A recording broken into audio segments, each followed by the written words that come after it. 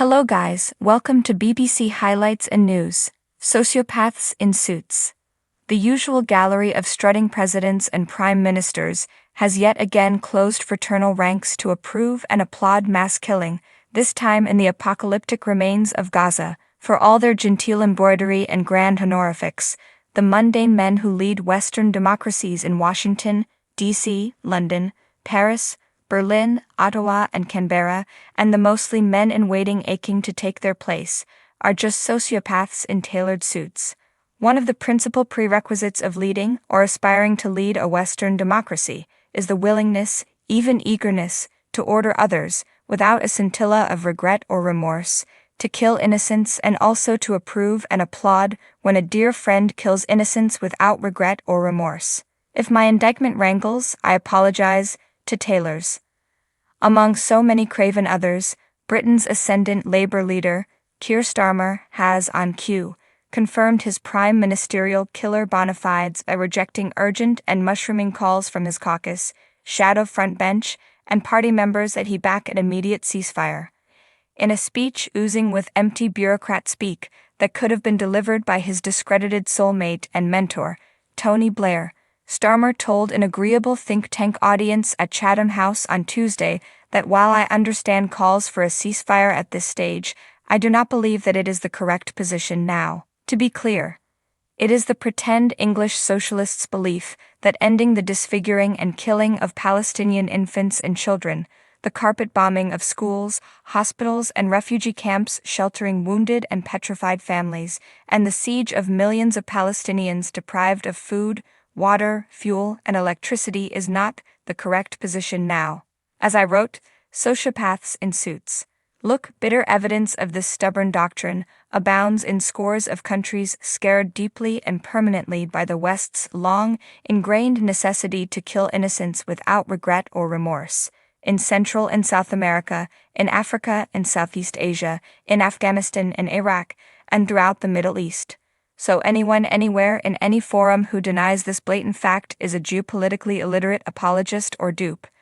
Beyond the repellent Starmer, we have seen this defining characteristic on obscene parade, yet again, over the past approaching 4 weeks, as the usual gallery of strutting presidents and prime ministers has closed fraternal ranks to approve and applaud the genocide unfolding in the apocalyptic remains of Gaza.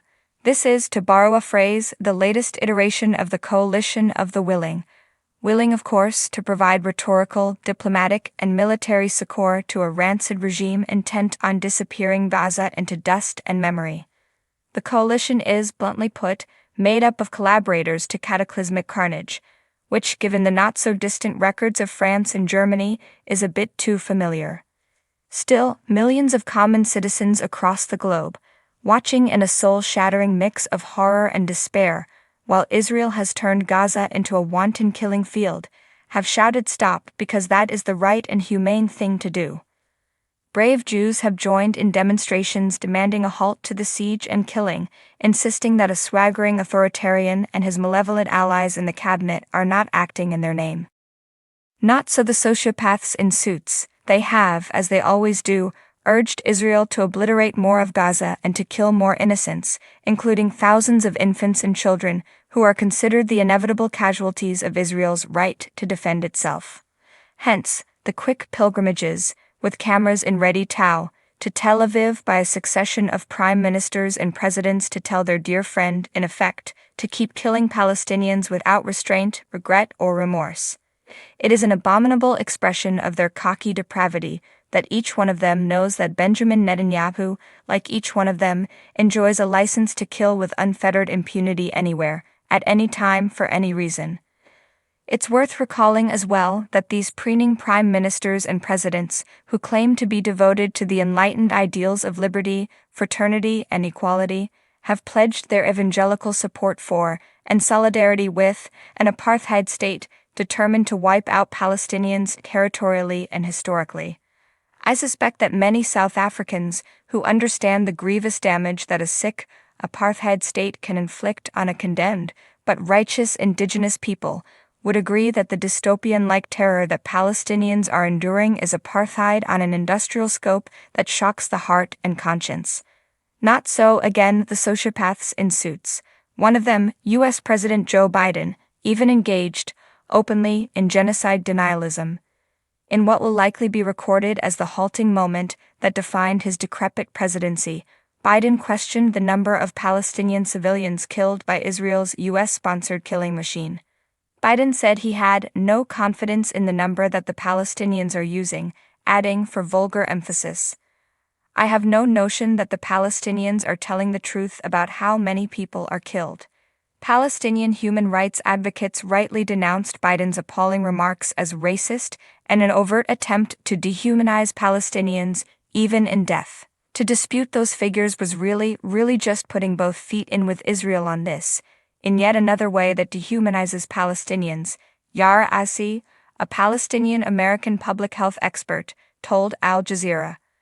While Biden's frank and calculated denialism was designed to belittle the true and lasting measure of Palestinian loss and suffering by raising spurious doubts about the true and lasting measure of their loss and suffering, it was the U.S. president's gaping absence of any semblance of humanity that was on scurrilous display.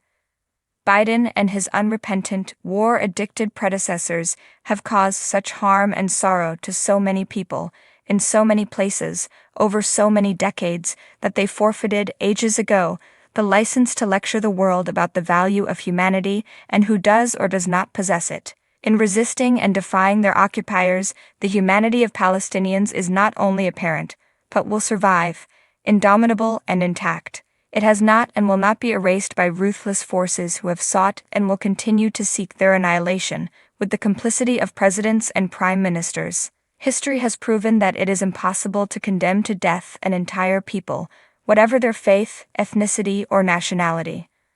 Regrettably, it is futile to say enough since the sociopaths in suits prefer, it's clear, more mayhem, more madness, more massacres. We will remember the shameful actions and inaction as permanent proof of their signature cruelty and inhumanity. Thank you for watching. Please subscribe to our channel to see more.